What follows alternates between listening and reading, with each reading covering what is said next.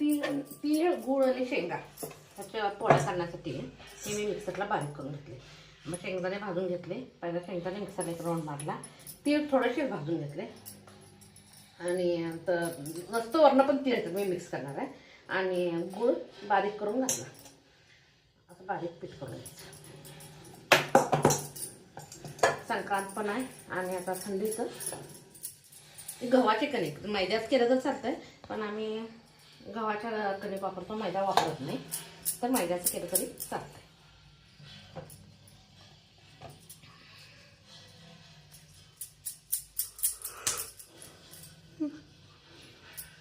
काय करायचं,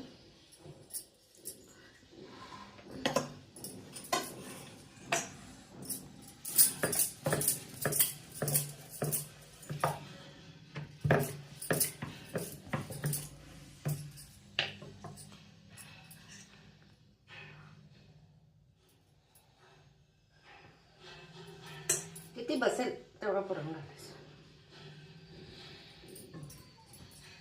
हे वरचं पीठ थोडंसं टाकायचं.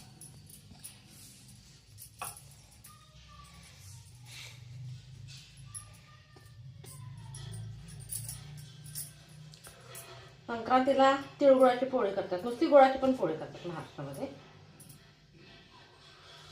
तीळ आणि गुळ दोन्ही मिळून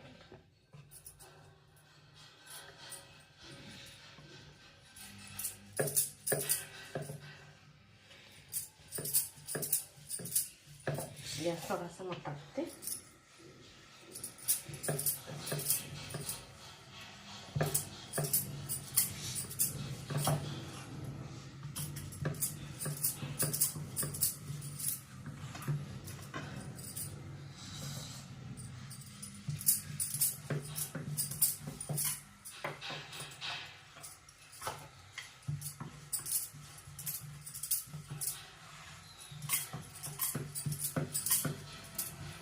जर गोल आकार नाही आला तर एखादं टोपण घ्यायचं त्याच्यात ठेवायचं. माझा तर हात दुखतो, नंतर गोल येतच थोडंसं सुकी.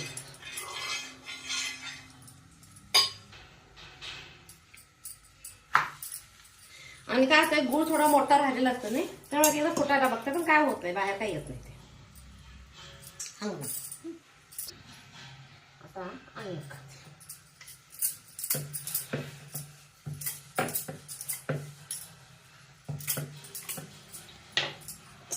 काय करायचं, जर हातावर घेऊन फुटतंय असं वाटलं तर इथंच ठेवायचं. प्रॅक्टिस नसले की फुटण्याची शक्यता जास्त.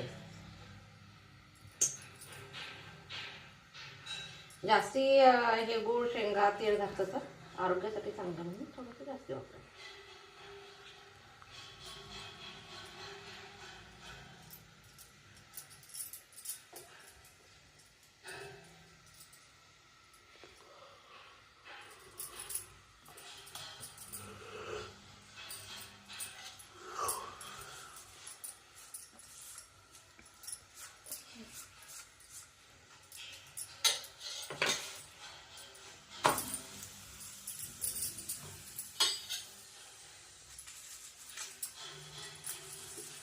थंडी म्हणा खूप घट्ट होतं, निष्ठच नाही.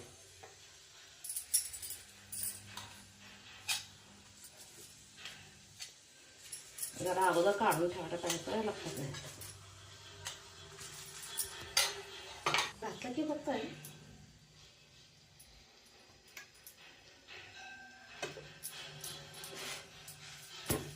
सुपर.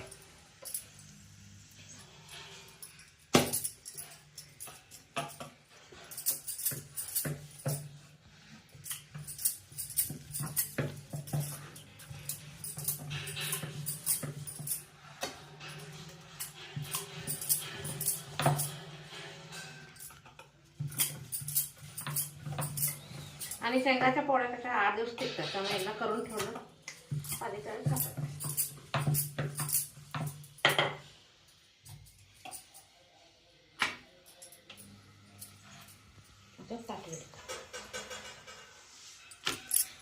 तूप पुरून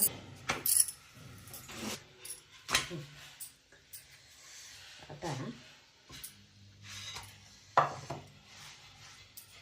तयार झाले. संक्रांत स्पेशल शेंगदाण्याची तीळ आणि गूळ शेंगदाणे एक मिक्स पोळी खाण्यासाठी तयार आहे. माझी रेसिपी आवडत असेल तर लाईक शेअर सबस्क्राईब करा. आता तीळ भाजून घ्या.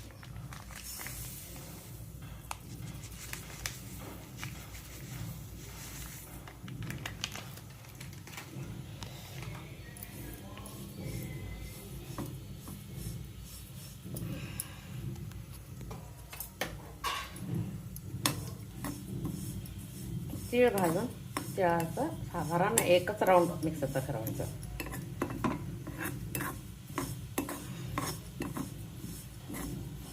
कंटिन्यू त्याचा हलवता झाला.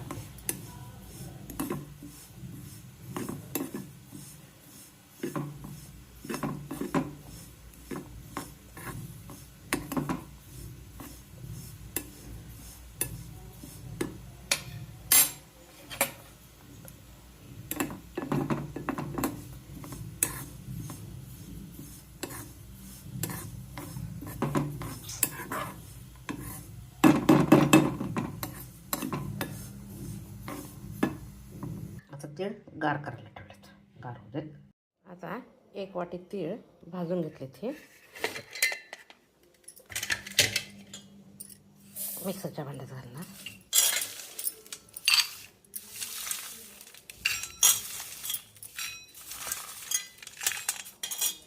एक वाटी शेंगा पहिल्यांदा एकदा मिक्सरला 1 मिनिट करून घेणार आणि मग त्याच्यात गूळ घालून एकदा करणार.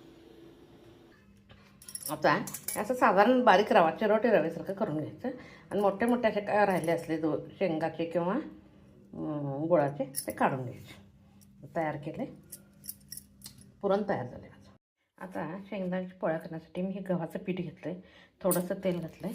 आता त्याच्यात मीठ घालायचं आणि व्यवस्थित सगळं मिसळून मळून घ्यायचं. मैद्याच्या करतात पण मी मैदा खात नाही जास्त म्हणून मैद्याच्या करणार नाही. गव्हाचे कणिक मळून त्या गव्हाच्या पिठाचे त्याच्याच करणार आहे. थोडं थोडं पाणी घालून असं मळत राहायचं. एकदम पाणी जास्त घालायचं नाही, मळून 1-10 मिनटं सोडायला पाहिजे म्हणून पहिलं मळून ठेवायला लागले मी. आता गॅस चालू करते. आता गव्हाचे कणिक मळून झाले आणि हे पुरण करून तयार झाले. 4 दिवसांनी जरी करायचं म्हटलं तरी चालतं आणि आता करून 4-5 दिवस पोळ्या खाल्ल्या तरी चालतं, काय प्रॉब्लेम येत नाही. आता करायला चालू करते. आता 1 वाटी तांदूळ लावायला धुवून घेते. आता 1 वाटी तांदळाला 2 वाटी तांदूळ घालायचं. आता चवीपुरतं मीठ घालायचं. असं ढवळून घ्यायचं, कारण कुकरमध्ये आपण भात केला की नाही मीठ एका साईडला राहण्याची शक्यता असते. कधी पण कुकरला असलं की असं ढवळून घ्यायचं.